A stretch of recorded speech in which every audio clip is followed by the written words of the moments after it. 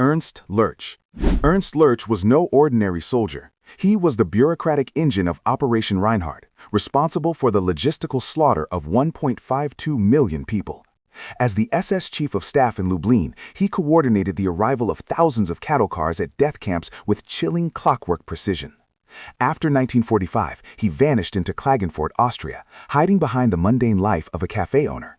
In 1978, Mossad's Kidon unit tracked him down, but a last-second technical shift in Austrian police patrol frequency forced the hit team to abort.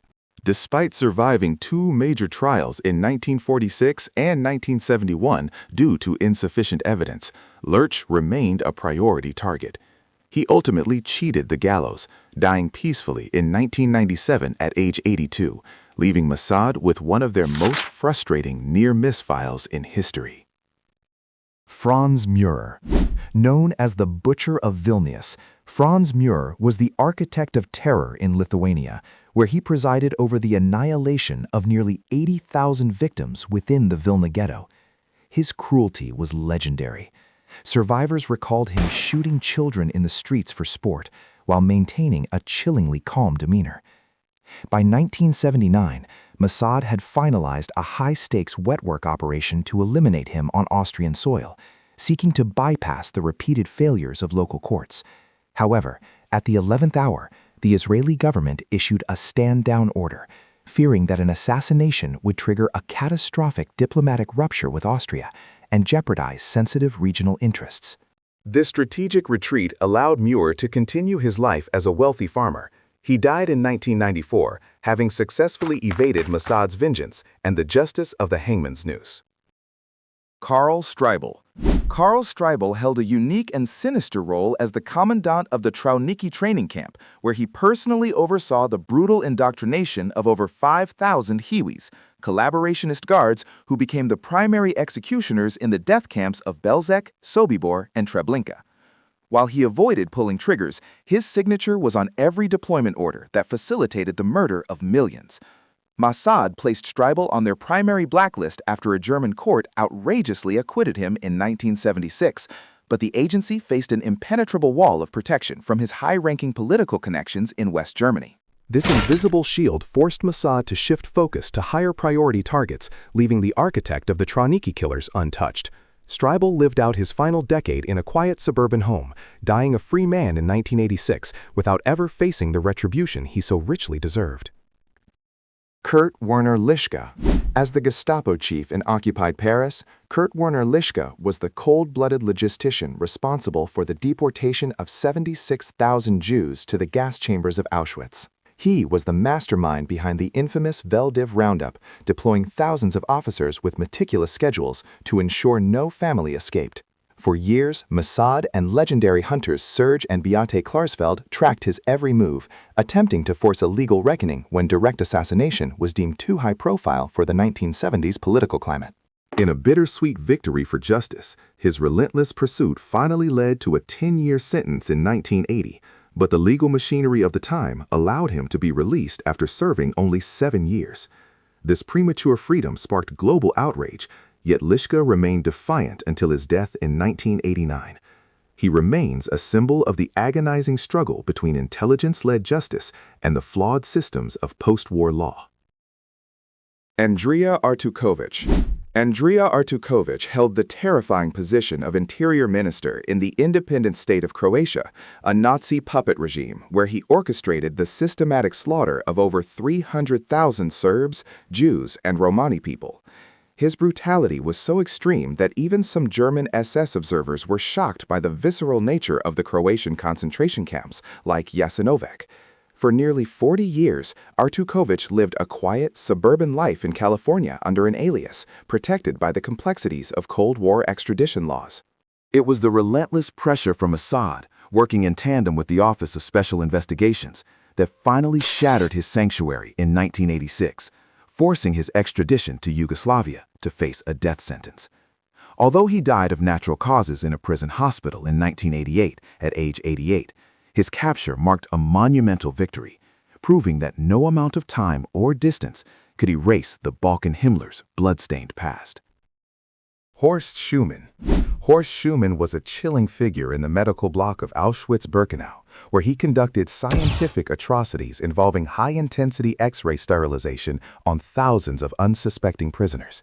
His experiments were designed to find the most efficient way to castrate an entire race, often leaving his victims with agonizing radiation burns or performing lethal surgeries without anesthesia.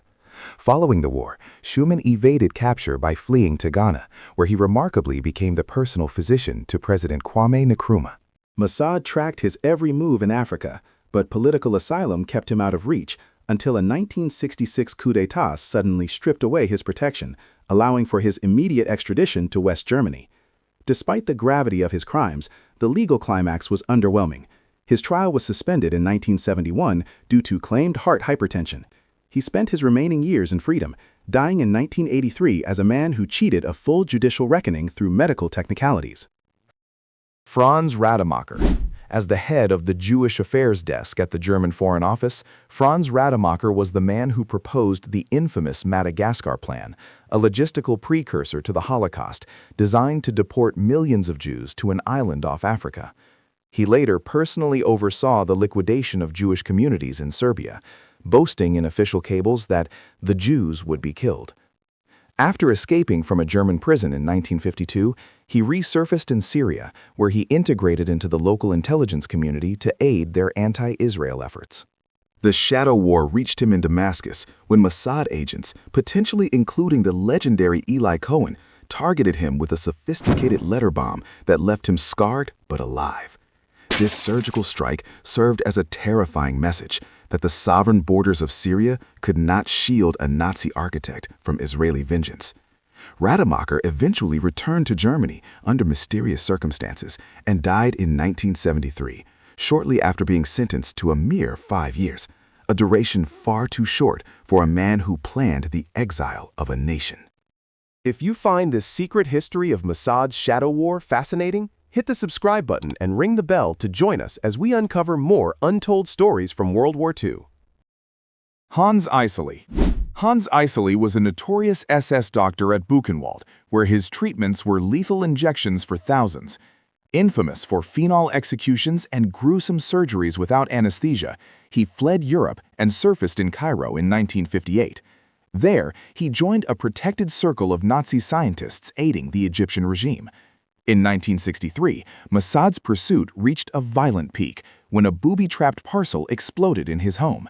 While the blast tragically killed the Egyptian mailman, the doctor miraculously cheated death.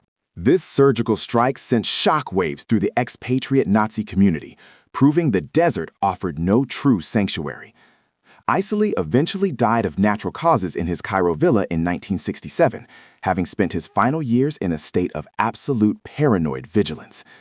His survival remained a bitter frustration for Israeli intelligence, though the message of their reach was undeniably delivered across the Middle East. Heinrich Müller. Heinrich Müller was the highest-ranking Nazi to vanish after Berlin's fall, heading the Gestapo at the heart of the Holocaust's machinery. Unlike others, there was no body or confirmed sighting, making him the ultimate cold case. Throughout the 1960s, Mossad mobilized massive resources across South America, following whispers of a man matching his profile in Panama and Brazil. The hunt for Müller became an obsession for Mossad's top brass, yet every lead turned into a frustrating dead end, fueling theories that he died in 1945 or was recruited by a superpower. To this day, the fate of the man who managed the final solution remains the greatest mystery in Nazi hunting history. His file remains open, a silent testament to the one monster who truly slipped through the cracks.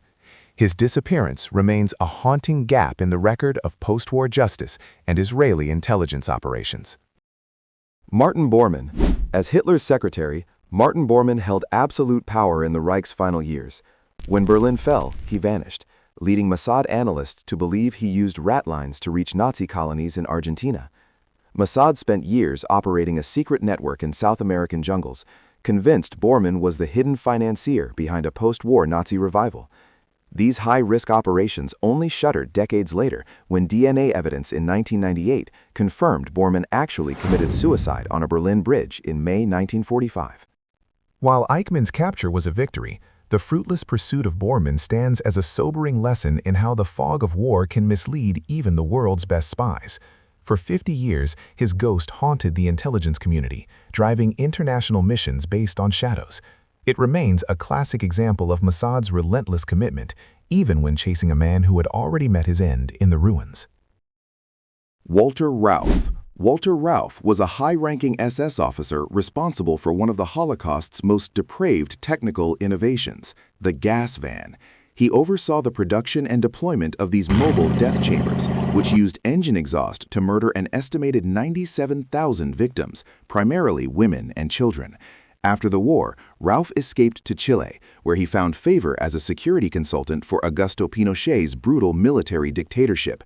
In 1979, Mossad's elite Kidon unit was dispatched to Santiago with a precise assassination order, but the mission was thwarted by an impenetrable ring of state-sponsored bodyguards and sophisticated counter-surveillance. This failure meant that Rauff never faced a courtroom. He died of lung cancer in 1984. At his funeral, unrepentant Nazis famously gave the Heil Hitler salute, a grim testament to the sanctuary provided by the Chilean regime that Mossad simply could not breach. Alois Brunner. Alois Brunner was the primary deputy to Adolf Eichmann and a fanatical anti-Semite who directly coordinated the deportation of 128,000 Jews from France, Greece, and Slovakia. Known for his extreme cruelty, he once boasted that his only regret was not killing more. Brunner found a permanent refuge in Syria under the alias Dr. George Fisher, serving as a military advisor to the Hafez al-Assad regime. Mossad, unable to kidnap him from the heart of Damascus, opted for a long-distance war of attrition, sending 2 sophisticated letter bombs in 1961 and 1980 that cost him an eye and several fingers. Despite being permanently disfigured and living under constant fear, Brunner proved remarkably resilient against Israeli intelligence. He reportedly died of old age in a squalid basement in Damascus around 2001 to 2010. Having outlived most of his hunters while remaining an unrepentant monster until his final breath. Franz Stangl.